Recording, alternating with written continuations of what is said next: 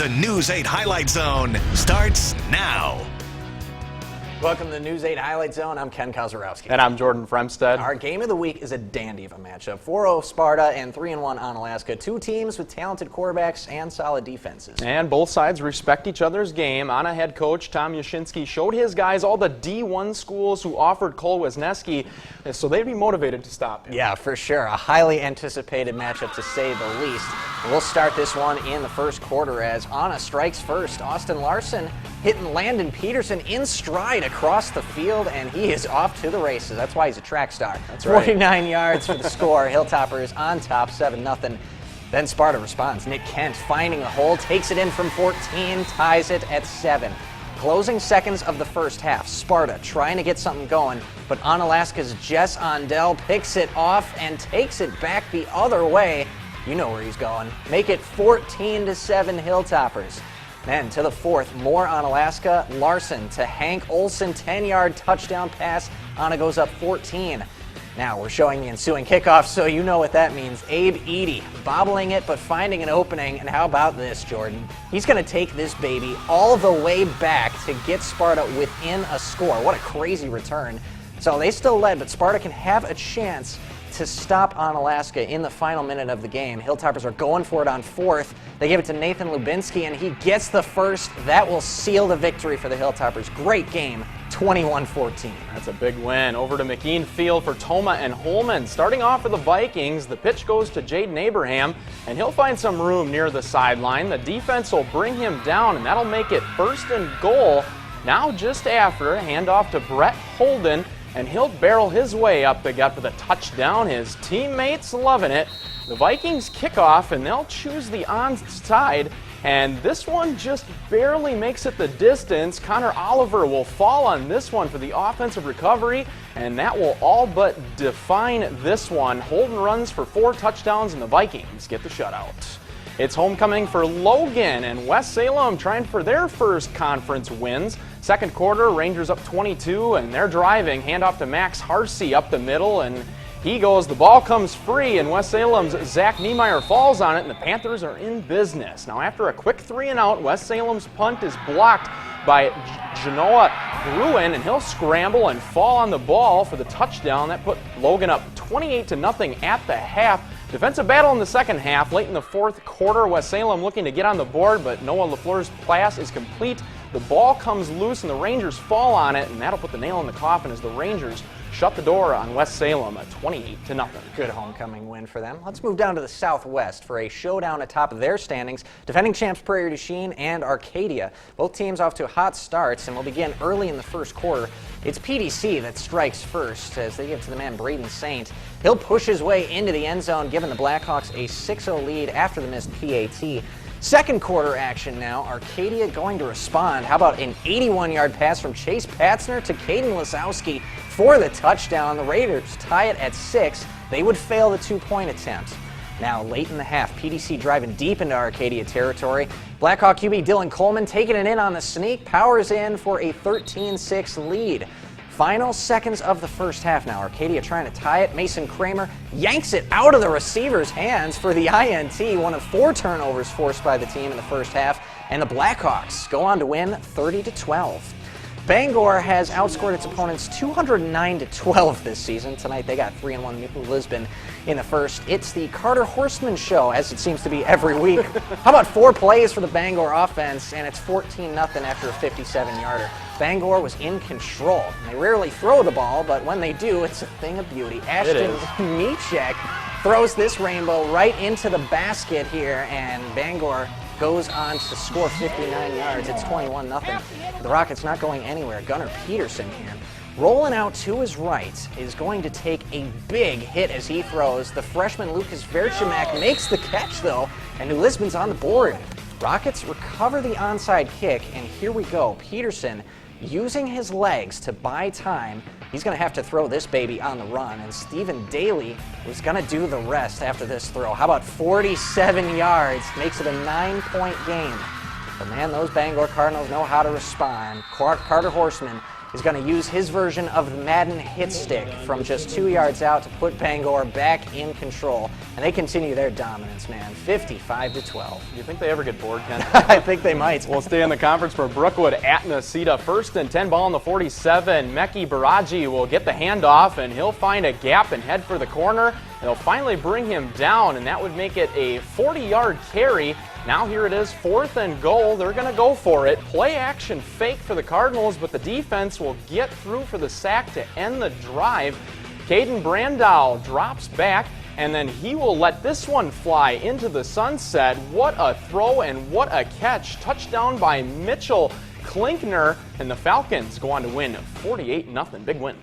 Welcome back to the News 8 Highlight Zone. All right, out in Minnesota, Caledonia back home for homecoming against Chatfield. Last time they met, it was a 20-0 shutout for the Warriors. But when I was out there earlier this season, some of the assistants said this matchup could be one of Caledonia's biggest tests. So let's head out to Caledonia for some first quarter action.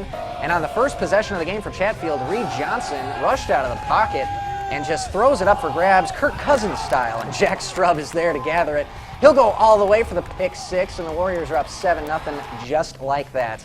Offense trying to match the defense with a score of their own. How about Noah King, flushed out of the pocket, eyes downfield, and hits Lakey in stride for the score. Warriors up by 14. This time it's a clean pocket for Noah, and it's the king-to-king connection for the score, giving Caledonia the 3-touchdown lead. That's Eli on the reception. Here's a possible play of the night. Now Noah King sees the pocket collapse around him, tucks it to run, eyes downfield, finds the younger brother Eli, and then he does this. A little spin cycle, and then, a little juke. How about that, baby?